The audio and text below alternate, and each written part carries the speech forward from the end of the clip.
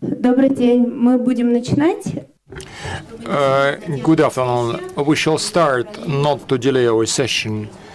And if some of the speakers have not yet downloaded their presentation, they can do it right now. Good afternoon, colleagues. It's my pleasure to see you here this session.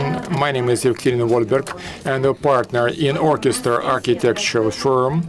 And today we're going to discuss municipal climate control, city control. During this session, we'll make a survey that to what extent the environmental agenda is important to you. Use this application, find your session, and then at the end of the session will show the results of the survey. I will introduce our speakers today. 6 people on this panel. We start from the side. Natalia Fishman, Assistant to the President of the Republic of Tatarstan. Alex Shapir, Founder of Valhall Bureau. Alexei Yeteryun, Director of the University's Botanical Gardens. Federico Gugorola, Smart and Sustainable Urbanism in Dublin, Trinity College in Dublin. Mary Margaret George, President and Senior Director of Hargis Associates. She worked on Zaryadye Park project, where we are now. We hope she is going to discuss it in more details. And Yuri Grigoryan, the head of the architectural firm Meganon. All those present colleagues in that or other way are linked with the creation of new municipal areas that are concerned with the environmental agenda. And it would be interesting to talk about this balance which a city must strike. What part of active city space should be allocated to green, quiet, environmental friendly areas, and to what extent do we want to retain this buzz of a big city, of the big megapolis? We'll start with Natalie Fishman. She's just started the wild boar embankment. That is emergence of an environment-friendly and green space. Thank you. Good afternoon, dear friends. Could you put on my presentation? Yes. How do I move? How do I move?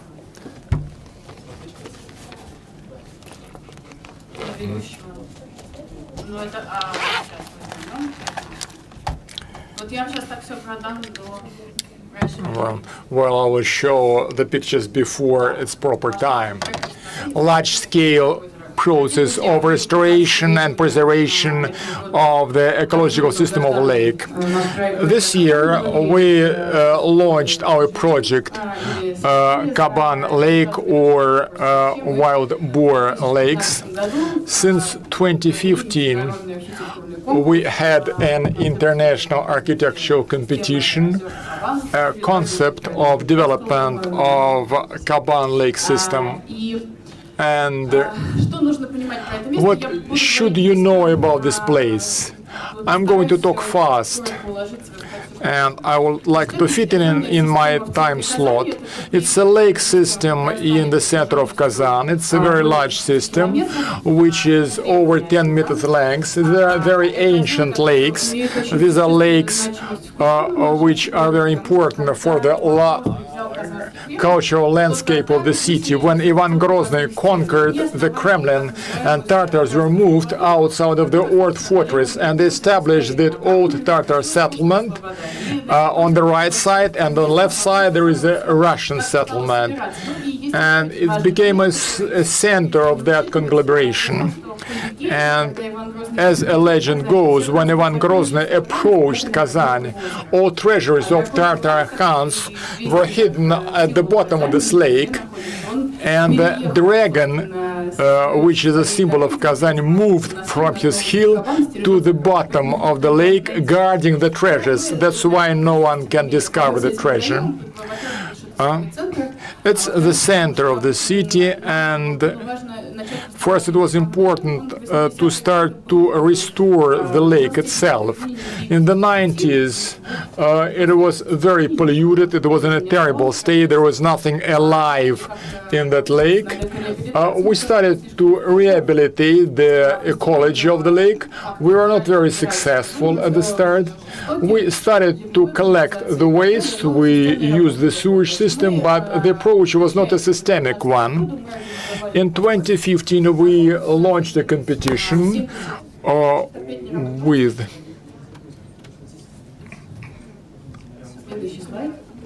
next slide, please.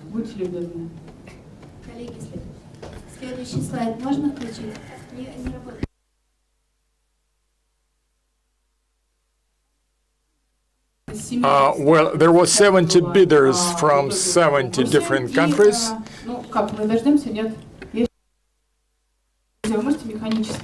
Could we turn on the slides mechanically? A Chinese team emerged as the winning bidder. They worked in consortium with a Russian team. Then we talked directly to our Chinese partners. Why I'm talking about this project? Because Turnscape, that's a Chinese company, it's a global leader in ecological landscaping. Our colleagues follow the principle of a big food.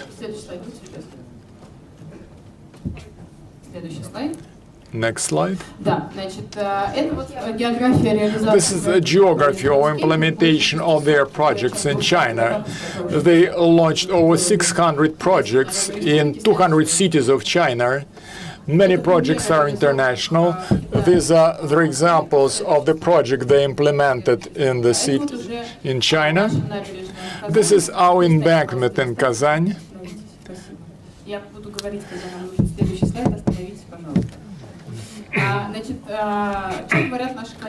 What our colleagues say, about 25 years ago in China they faced a huge problem that environmental pollution was so bad that it was impossible to live. The rivers which flew in the cities were just stinking. In some cities they are still stinking, but at least there was a concentrated policy emerging, and the Dr. Yuf proposes a full-scale natural approach, and he proposes natural systems of water purification. The embankment was received in October 2015 from the winning bidder. Then we overcame a very painful process of making projects. It's a unique playing ground for children. Well, this is a proof of environmental soundness of this project. We had to stop the traffic to allow this duck with its ducklings to move. And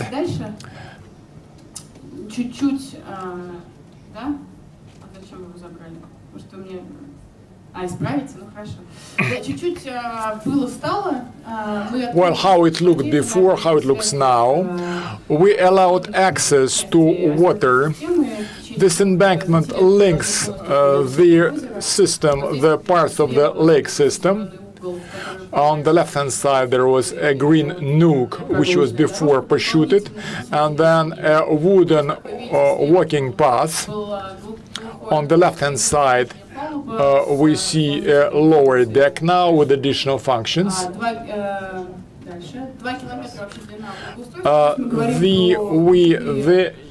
Let's say, improved area is 2 kilometers long.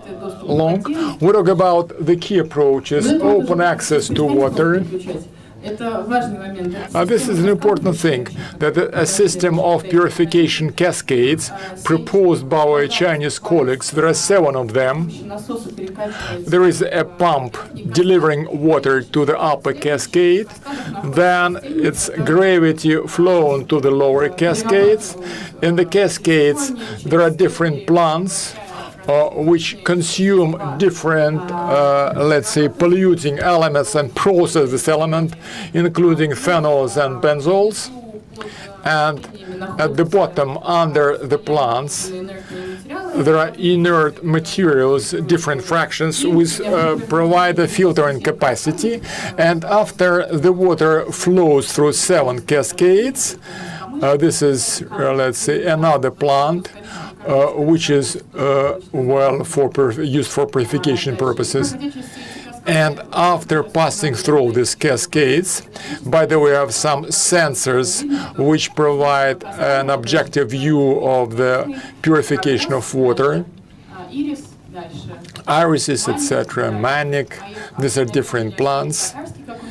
Well, different types of plants which make their own contribution to, let's say, this one is a local plant. This is a local plant which is traditionally used in Tartar villages to purify water. And that water flower is a symbol of the cleanliness of water. Well, these are different pictures. And this project was important for us to make some place for recreation where citizens will enjoy their life. But the key thing for us was the condition of the lake, because we cut off a lot of waste sewage, well, including we removed some illegal pipes of sewage, which was used by some local economic entities. We have our own strategy to continue purification of this water source. We understand that the key thing for us is not to, let's say, act to the prejudice of the city. If we stop to pollute the lake, it will be able to purify itself. For us, we have some infrastructure for ecological classes. In August, we're going to have a huge glass pavilion here with an interactive screen containing information about the lake, and there will be some educational footage for school children, and let's say, and separately there will be some talk about their lake and about Tatarstan and Kazan. It is important that this facility is very different from usual concrete embankments. Maximum openness, maximum access to waterfront, and purification system will change the attitude of the local people to, the nature which surrounds us. Thank you. Well, it was very difficult to make a presentation. Thank you, Natalia. Really, it is a unique thing, and a large-scale project was implemented within a very challenging time frame. We see the results of all these environmental approaches, which can be used in other cities. I would like to follow up on the discussion of embankments. I am passing the floor to Yuri Grigoryan. Back in 2014, he set up Meganon Bureau, which emerged as the winning bidder in the international competition for development of Moscow River embankments. After that, they worked on a strategy on the Moscow scale. Moscow is not so fast as Tatarstan in this respect, and not so many things occur here in real life, but it's important what sort of proposal you put forth at the municipal level. Natalia demonstrated how it works at the level of separate embankment, and we're interested in your strategic proposals. Thank you very much. I will say just a few words about the Moscow River. The river itself is just a facility of such size. Yes, we emerged as a winning bidder in the international competition. It was maybe 4 years ago. And till now, we're busy doing some preparatory works. We are doing, let's say, local land improvement projects, which do not allow to embark on the global project. For us, the Moscow River, as the city of Moscow itself, is a single landscape facility, and the river is a unique natural feature. Effectively, we think that the river has rights of its own. We should think not only of using the river, we largely discuss how we use river instead of thinking about how to, let's say, resume water cleaning. The river should be clean, active, and accessible. For accessibility, there is a sort of consensus. Everyone understands that embankments should be open and accessible. Future ports, that's active part of the concept, with important partners, architects in this feature from other countries. The system of squares on the rivers turn the river with its face to the citizens. And pure or clean, we should look at the river as a natural phenomenon to try to give back purity to this river. We don't understand whether the river is pure or not. Well, if you look at it casually, we may believe that it's still clean, but our research demonstrates that it's not a clean river anymore. And purification of water is an indicator of our attitude towards a natural phenomenon. It's our ability to think in a broader way. If we think only of selling apartments facing the river or riding a boat in a river, that's with this philosophy we will not be able to arrive to a good project. We set up a society, Friends of the Moscow River. We invite everyone to join. Well, no obligations, just a society of people, a community of people who want to do something good for this river. And the river project could be a project of social building. There is a consensus that we should give back to the river what we took away in the past. And on the other hand, we could live in peace and maintain our legacy. The river is not to blame that it is crossing the city, or that many years ago we made a settlement on its banks. For us, it's the main street of Moscow, and on the other hand, it's a river. I prepared some materials to put you in a broader context. I'll try to use my own clicker. Effectively, this is a picture which shows all renovation sites that are on the periphery of Moscow. And each yellow spot, it's 500,000 square meters. It's a challenge to the huge park. Moscow today is the biggest park. Can you show the next slide, if it works? In the past, back in 2013, from Moscow Urban Forum, we made a environmental research about periphery of the city.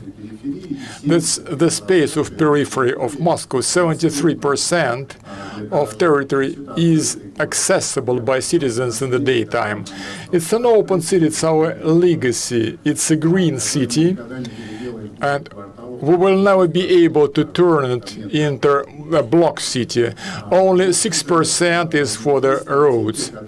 There is a strategy which can marry the city to the river, and our students created a startup. I will briefly describe it. What is it's yard and street. We have the first network. That's the network of streets which are not sufficient in the periphery of Moscow. If we allocate a space for each house and give this land to the citizens, on top of the economic process, we'll start a social process. Yard, it's the face of a big block or big quarter. Effectively, it's a park next to your home.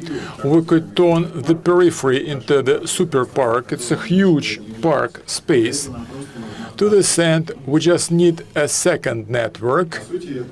Effectively, it can be any improvement in the area between houses to provide better links. In this way, without actually changing the structure of development, we did project just to demonstrate that with this number of renovation sites, which will change the situation in periphery, we should rely on a single principle. Here we see periphery of Moscow with the increased density of links. Then we see the downtown area, and we see again the periphery if we allocated this super park area. It may be a small picture, but in this red circle we see a computer simulation which demonstrates the potential for small and medium businesses. In this way, we could regulate life of different communities and contribute to creation of jobs in the periphery, because the permeability and accessibility agenda. That is what we have now, and that how we could provide links with pedestrian and bike paths. We should not give more space to vehicles, to cars. Effectively, both river is a part of the system and pretty big. It gradually flows on the periphery of Moscow. We should have a single strategy for the peripheral area. If not this strategy, we need another strategy. We cannot work with local projects only. In this way, we'll create the biggest park on the road where everyone will live. It seems to be a good strategy for me and for the city. Thank you.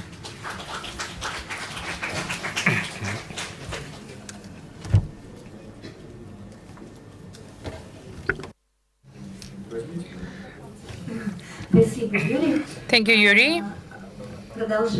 So we are discussing further the projects of Moscow, and one of the landmarks of this set of projects has become Park Zaryatia, right in the center of the city.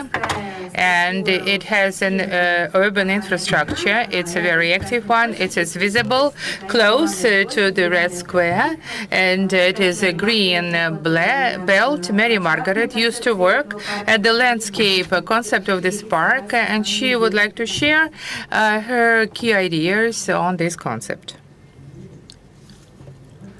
Thank you. And I have a few projects addressing a few different topics of sustainability, landscape, climate, and if I could have my slides, please.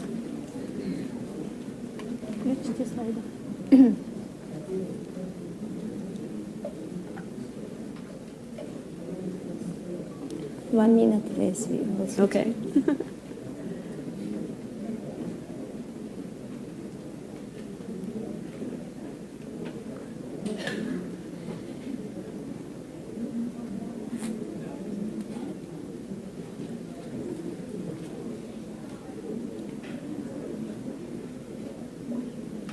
So I'm starting with the Queen Elizabeth Olympic Park in London. This project converted the site you see on your left into what you see on your right. These were, this was the 274 acres that was the central open space for the London Games. And basically we took a very polluted site, a channelized river, a river that had walls, and turned it into a natural river system that had riparian vegetation and wetlands and restored habitat of over 24 types. This was a very polluted site. It was a very industrial area of East London, also very crime-ridden, poverty-stricken, with a sort of dark history. Jack the Ripper took place in this part of East London. So it was a matter of moving a lot of dirt, cleaning that dirt, at high temperatures, and then recreating a natural river system. You can see on the left, you see the clay model. We actually worked with our hands with clay in our London workshop because it was important that we balanced whatever we cut on the site with whatever we filled on the site so that we had a balance of cut and fill, so we weren't exporting dirt or importing dirt. And then on the right, in the smaller image, you see the project under construction. And if you can see the orange fencing in the river, that's where we were actually making wetland in the river. So we had to protect it while it established.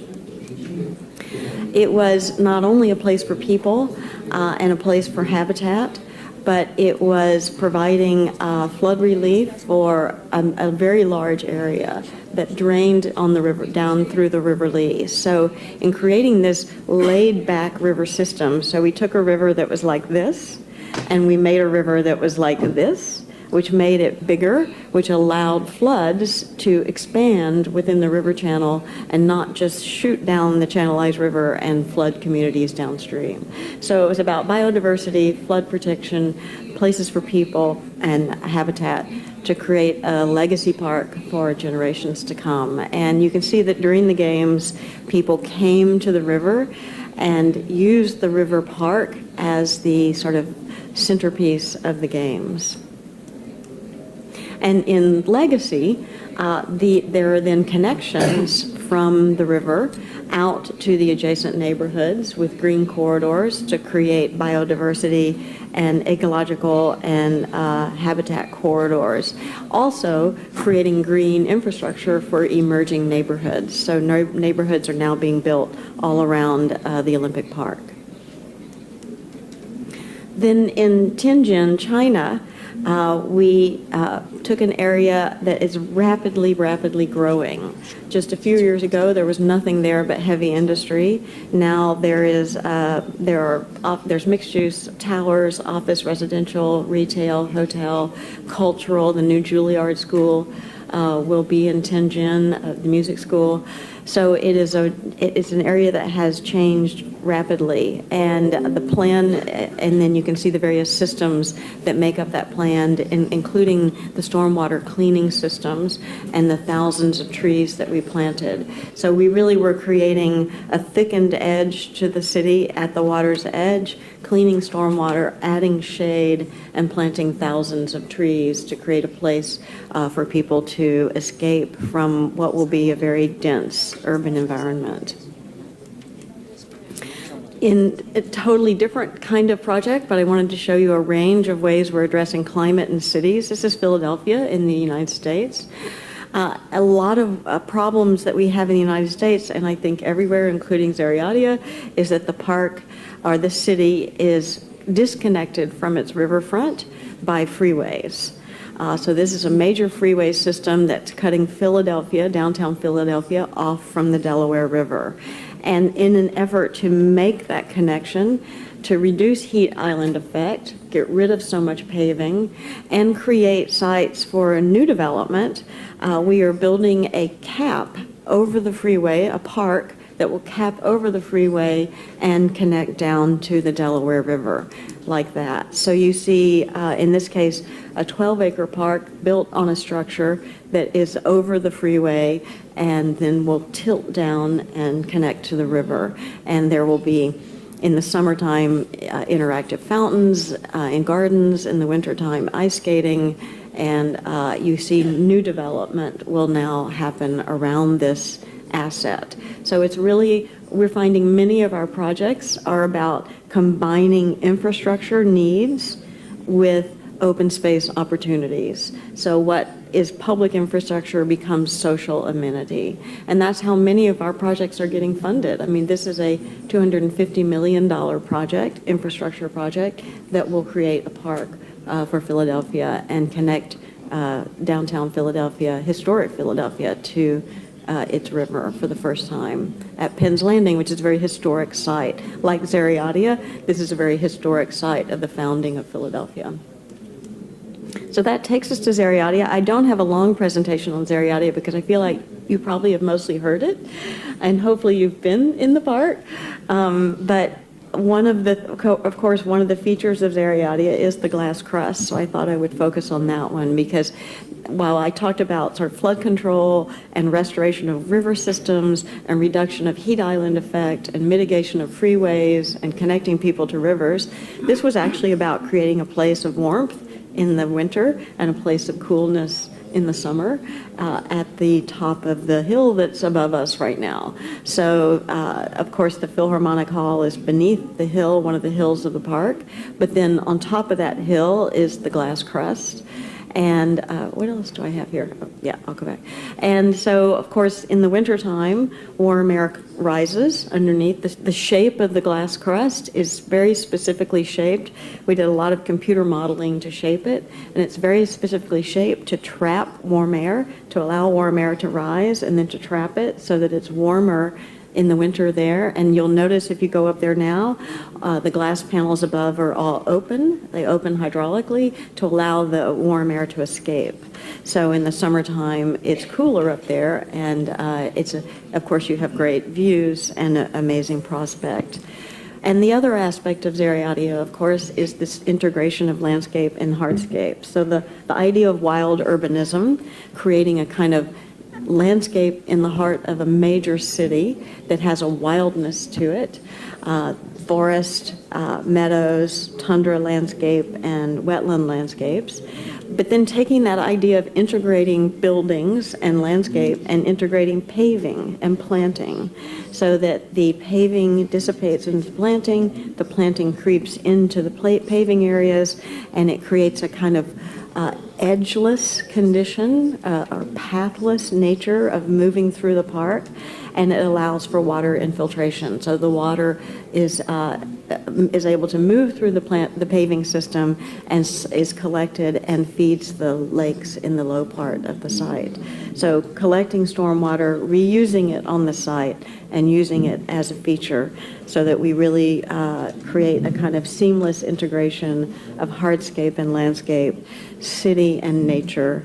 And I just want to say one thing. I think Zariadia Park and the millions of people that are visiting it proves the point that landscape has value in and of itself. Landscape is a destination, and it's something that ties us all together as human beings. We all have this desire in our souls to be in nature, and to be able to have nature in the heart of a major city is, I have to applaud the city of Moscow for making this project happen, and we are very pleased to be part of it. Thank you.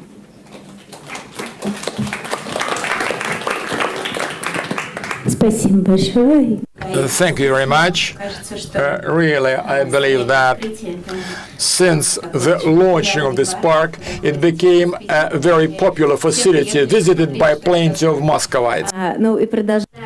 Okay, we echo on that topic, and we would like to discuss Moscow parks. Oleg Shapiro, Bureau of House, took part in the creation of quite a number of Moscow parks.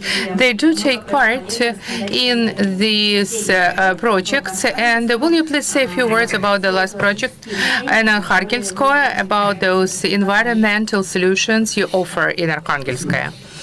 Thank you, Katya. I would like to start where to click. I would like to download my presentation from another place. My colleagues tend to say that you have no presentation. If you download it, maybe we give the floor to another speaker, and you will be able to download your slides and get back to you. Okay, let's do it this way. Okay, nevertheless, we will go on discussing Moscow parks, and let's say a few words about the Aptekarsky Ogorod. It's a unique place in the center of Moscow, and it has become very popular among Muscovites. Alexei, how do you manage to combine such a great flow of people plus active program which is available in it? And it tends to be a very healthy environmental part of Moscow. What about my presentation? I guess I downloaded it. I think that everything works well with it. I can't say anything about Aptekarski Ogorod without any slide. And I'm going to talk about the park itself and by the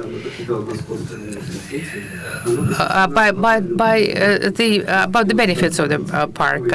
And I used to work in Moscow University and lecture on that subject. And over the past 25 years, we've managed to put forth a very interesting concept. And the Active Citizen, by the way, portal voted in favor of the Aptekarski Ogorod, but Park Gorky Park is a very famous one, and we competed with it. And millions of dollars in the Soviet times were contributed to that park and after the Soviet times. And nevertheless, we are competing. And I would like to say a few words about the peculiarities of our park and biodiversity and climate conditions. This is what we have 20 meters away from the Aptekarski Ogorod. These are leaves collected in that black bags. This is how it looks in autumn time, and same landscape in springtime. And if we organize the management, if we organize natural conditions at the level of quasi-natural communities, we see what we see. This is the very end of April, and we have first flowers all along the territory of our garden. And we have the total, I would like to say that these are just the carpets made of natural flowers. You cannot see anything like that in Moscow. And we didn't see any leaves here, and it is less costly business. I mean the collection of leaves. And I'm not going to discuss about the population of insects, about the organic conditions for the garden, and we may retain the populations of insects, of birds, due to the proper organic policy. And we could have witnessed such a situation in other parks and gardens of Moscow.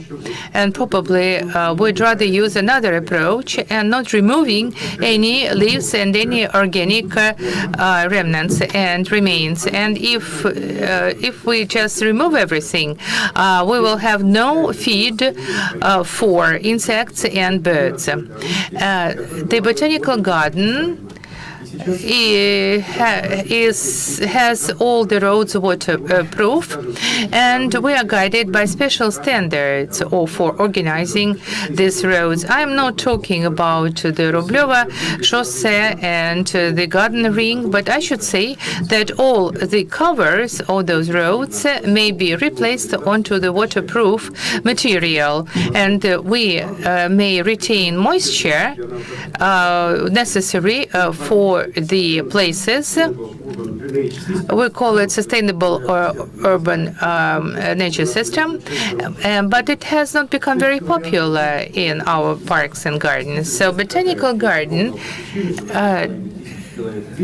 has about 8,500 people to come, and but it is not overcrowded. We organize the landscape in such a way that to rationalize the cover of that garden, and there are quite a number of very interesting objects, and there is a lead to these places, and it is all done without any detriment to plants and to the visitors. And if we have a look at from the bird's flight level, you will see this very sophisticated network of roads, all ramified. And on top of them, we have some chips wooden chips, and I think that you may buy it from any industrial enterprise and create the super ecological and user-friendly cover for the roads, and the water penetrates onto them. Not all the gardens and yards enjoy such innovation, and it cannot be applicable everywhere. Nevertheless, in the yards and gardens, all the parking lots and internal roads are somewhat packed with special pavement, and there may be a problem with water penetration and sewage. And you see these plates having some kind of, as we say, ears, and they, by the way, keep the moisture within that system. And there are quite a number of systems of that sort. They cover vast areas, and they are applicable everywhere. And this particular configuration may be applied everywhere. It may be used for internal parking lots, for just roads giving access to various zones. And we say that this way we unpack the surface. Even the highways have special types of water permeable pavement roads, and we apply certain standards for their application. Sooner or later, Moscow authorities will resort to that technology. Another key thing to issue, to put some flowers and greenery onto roofs. And it's a real great idea to do so, to beautify the area of that sort. And we decided to use the system of extensive roots. They do not need any kind of care. They actually may be used as a recreational zone and not subject to the ultraviolet radiation. And the thickness is 10-15 centimeters. They do not have large-sized plants, only just small-sized, and they have to save the heat and the temperature. It has low thermal conductivity, but the color is retained, and the smell is very nice. And another thing to mention is that we really have to replace the lawns whenever it's possible, and really actually some new technologies to recultivation of that lawns may be applied, as you have to use various technique. They are using the energy and with the detriment of the environment, and we decide to use the various types of herbs, and they are all inhabited by insects and birds, and the standards of lawns should be, I guess, substituted. And this is an environmentally friendly area. It retains the biodiversity. And with regard to the concept for retaining the biodiversity, we may easily achieve our goals. And that is a very brief tour around our garden. Already we have the slides of Oleg Shakirov. We may give them the floor. The attitude and approach of the Aptekarsky Ogorod and other parks. Oleg is operating at. Thank you so much.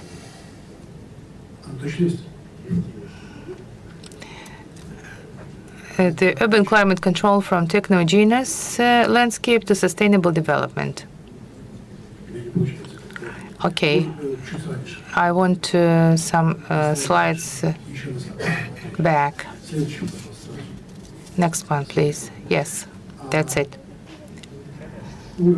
the level of expectations of citizens as to availability of new recreational territories and the value of water plus greenery is pretty high at the level of the urban population. And I think those expectations become the driving force for the government authorities, professionals, and community to act. And I should say that we are keen on this environmental frame as how to beautify the water reservoirs of the cities and towns. And they are being designed relying on three options.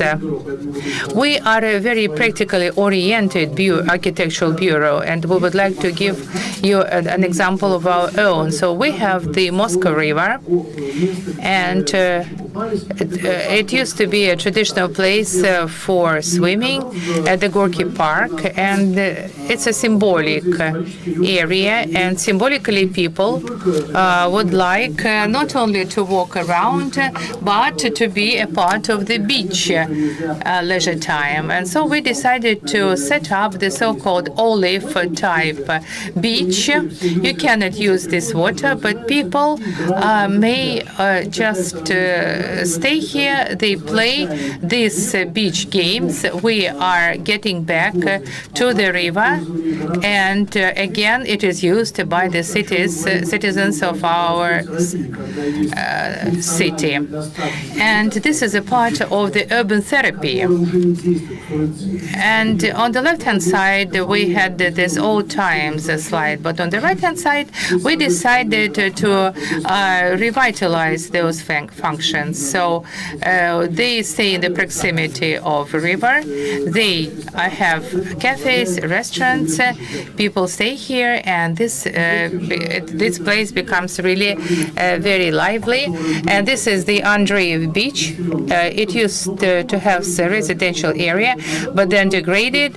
And 6 years ago, it was renovated, and out of the Olive Beach, it was renovated. We put some plants all along this coastal line, and actually it looks how it looks. It is a more modernized area using the new idea of a comfort.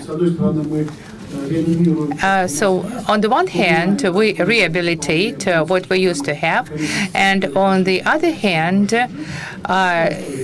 they become a part of our active life. And in the center of the city, next slide please, in the center of the city, we may find some new territories. And we never thought about these territories, as the cost of these territories is very high. This is the city of Tula. And on the left-hand side, we have Staritsa, the old river, and then the Kremlin. And on the left-hand side, we have the military enterprise. This is the Staritsa, the Opa riverbed.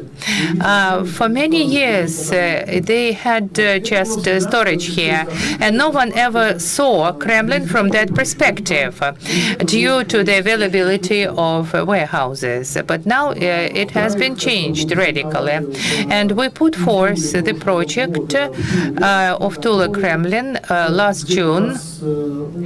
It encompasses the territory of 20 hectares approximately, and we have the street for pedestrians only. We have the embankment, and the city purchased this territory from this industrial enterprise, and we had 13 hectares of the embankment, and it will be opened and put into effect in August.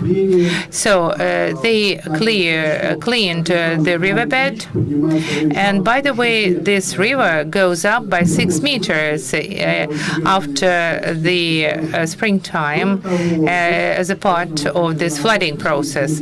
And so we recultivated the entire land and set up the multi-layer promenade for people. By the way, the industrial enterprise is still operating, and it has these little bridges all over. They were not destroyed, but they are used for other functions and for other purposes. And a month and a half ago, it all looked like that on the left-hand side. And on the right-hand side, we have the final picture of that project. And in practical terms, it is a new park, and it puts together water and a green belt. And that is all due to the public interest, which was actively discussed and finally implemented into that project. So in addition to Aptekarski Ogorod, these territories may be organized the same way in Tula if we actively just transform these zones. We have terms of reference and we discuss it with the citizens. We may allocate the place for festivals, for exhibitions, for trade fairs, and finally the skating rink. And this is an absolutely new makeup of the old city, and it presents a new lifestyle for it. Another unique project to mention. These are the territories of Moscow which were not usable in the past. We are talking about the environmental frame, but this is the so-called counter environmental frame. There was no city there. There was no residential area. And on the left-hand side, we have the park dedicated to 850th anniversary of Moscow. And diagonally to the right, we have the Moscow oil refinery and 2 pipelines and also power grids. And people are inhabiting this area. We cannot 100% isolate this territory. We may actually organize some kind of a safe pedestrian zone. And we may use the right angle there and use also some kind of tents for organizing this space. Also, we have a place where birds are nested. They have a wonderful landscape in the marsh area, and so we decided to create something new. And everything which we have here are some kind of cyclic movements. So people either do the biking or do the skiing or pun trek, organized pun trek. And if we have a look at the distance between these corridors of safety and non-safety, so those safe areas may be used as sports centers, may use as stadiums. And they may be used for skiing and for rollers, and it's all seasonal ones. And the people are safeguarded from power lines by special tents, and therefore these areas are quite safe. But I should say that they are somewhat split and disrupted, and we wanted to align them into one complex. And nowadays it has become the place of gravity to the majority of the neighborhoods, and it has become a very movable and cyclic areas for all types of activities. And it's a unique territory. It's just one and only.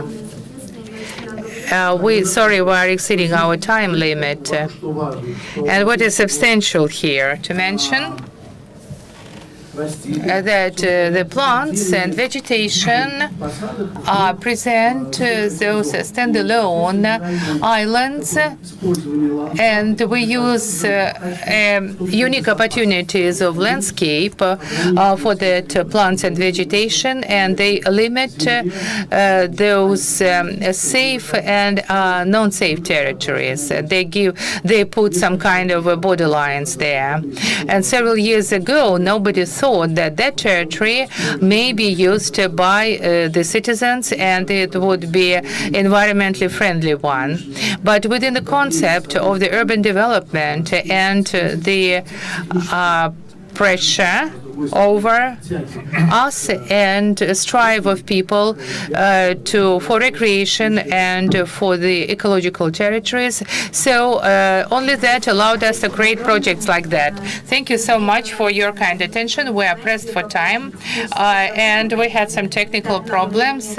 Not much time left for our guests, but nevertheless we have Federico Cogorello and Federica. Will you please sum up our session? Federica used to work with various cities and towns, and he has accumulated quite an expertise and may provide certain recommendations and advice for cities and towns using best practices and approaches in his work. And it would be a good idea if you formulate some key recommendations for Moscow and other cities.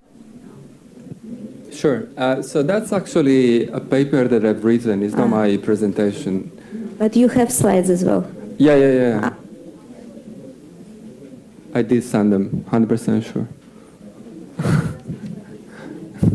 I mean, I'm glad that you downloaded an article that I've written. That's really nice. But I also send you, actually, I did send you the slides.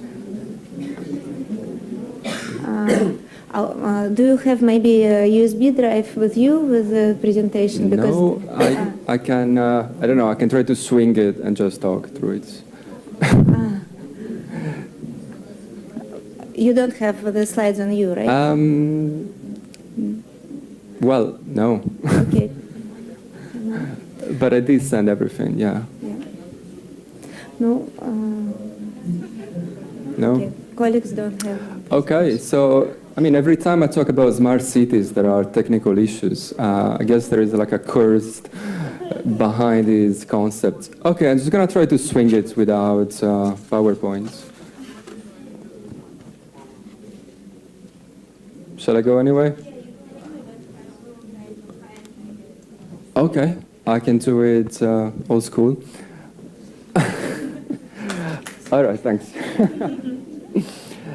Okay, so my name is Federico. Thank you very much for joining this session. I'm from Trinity College, Dublin, and the MOD's presentation is to explore one of the most popular models of city making today, the smart city. So promoters of the smart city argue that these models of city making can help cities transition towards sustainability and tackle big issues such as climate change. But the story is not that simple, and if we need to find a genre for this story, as we will see, will probably be a horror story. So, what is a smart city, and what does a smart city promise? A smart city promises a scientific approach to urbanization, meaning that there is a master plan, a blueprint, tells you exactly what you're supposed to build, where, how, and when. And in smart urbanism, we find a lot of what we call ICT, information and communication technology, such as smart grids, smart sensors that we can implement in the built environment to produce data. And we can use these data to better understand how the metabolism of the city functions. Like the city was a creature like us, if you will. And for example, we're talking about producing the exact amount of energy which a building needs so that we reduce waste. Or we can think about the use of artificial intelligence to regulate traffic lights so that we can reduce traffic potentially, and in so doing decrease carbon emissions. And the main promise, and this is a big one in terms of scale, is that the whole city can become more sustainable. And so far the story sounds pretty good, right? But we need to look at what is happening on the ground. And to do so, I was going to show you a really cool map that we did with my colleagues in Trinity. Now, it was supposed to be on the screen, but if you download this paper, you can get a feeling of what I'm talking about, more of the science of this talk.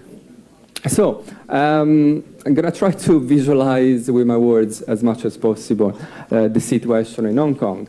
Now, if you picture Hong Kong, we have a large peninsula and a couple of islands. And the majority of the urban space in Hong Kong has now been urbanized because of the physical geography of the region, which is largely mountainous. And it's pretty hard, if not impossible, to urbanize, to develop a city on a very, very high peak. So you will see a few urban areas fully urbanized, hyper dense. And within these urban spaces, you will see only 2 districts, which are being regenerated by the government following a smart city rationale. Only 2 districts. Within these districts, old buildings are being torn down and new high-tech ones are being developed. So if you picture an image with only a small percentage of urban spaces developed through smart urbanism, it's just a small portion. And outside these spaces, there are a few dots, and these dots are private urban spaces. So for example, let's say that you own a building, you have your own urban space, and you can pay a private company like IBM to make your building smarter, more energy efficient, and more sustainable. But it's your own building. We're talking about private spaces developed on an individual basis. So check out the map later, and you will see no large-scale approach to smart urbanism. You will see, only, nothing is working. You will see only a few dots. You will see a patchwork, nothing homogeneous, as developers promise. And to better understand the complexity of these heterogeneous geography, we can visualize actually an image in our minds we're all familiar with without using PowerPoint, so we're kind of lucky here. You can think of Mary Shelley's Frankenstein, the monster of Frankenstein. And here the story gets darker. And luckily, I have a very small extract from Mary Shelley's book, which I can read. And, you know, words can be way more powerful than images. Hopefully this is the case. So we're now in the laboratory of Dr. Victor Frankenstein, who, after 2 years of strenuous work, is finally looking at the results of his experiments. And this is how the doctor describes his creation. He says, his limbs were in proportion, and I had selected his features as beautiful. Beautiful, the great gods. His yellow skin scarcely covers the work of muscles and arteries beneath. His hair was of a lustrous black and flowing, his teeth of a pearly whiteness. But these luxuriances only formed a more horrid contrast with his watery eyes that seemed almost of the same color as the down-white sockets in which they were set, his shriveled complexion and straight black lips. Now, it's interesting to see that most people, like, when we think about Frankenstein, we think about like an ugly, horrendous creature. But if you notice how the doctor is describing Frankenstein, he's talking about individually beautiful, perfect elements. So what is making Frankenstein a monster is the contrast amongst these heterogeneous and disconnected elements. And we can see the same contrast in smart city initiatives.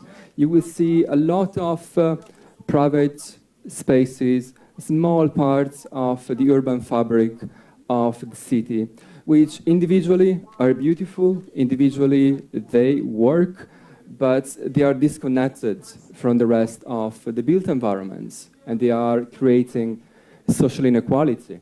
But they also, from an ecological point of view, they are disconnected from the natural environment, and they are damaging the ecology of the region. And now, going back to Mary Shelley's Frankenstein, the book has a pretty tragic finale. The doctor was trying to kill his creature because he had realized that the experiments could not be fixed. But alas, he dies while he was trying to destroy his experiments. And so the only way that we can avoid such tragic finale in our cities is to do the opposite, is to develop a holistic, homogeneous, interdisciplinary planning scheme which can face the monsters generated by Frankenstein urbanism. Thank you very much. Thank you very much, and I'm very sorry about the slides. Спасибо большое. Такой действительно. Really, thank you very much. That's a very good end to our session, and the message that we should coordinate our efforts and put together systems of interaction between different projects in our cities. I thank everyone for participating in the session, and I'm gonna apologize for our technical problems. Thanks to our speakers for being together with us.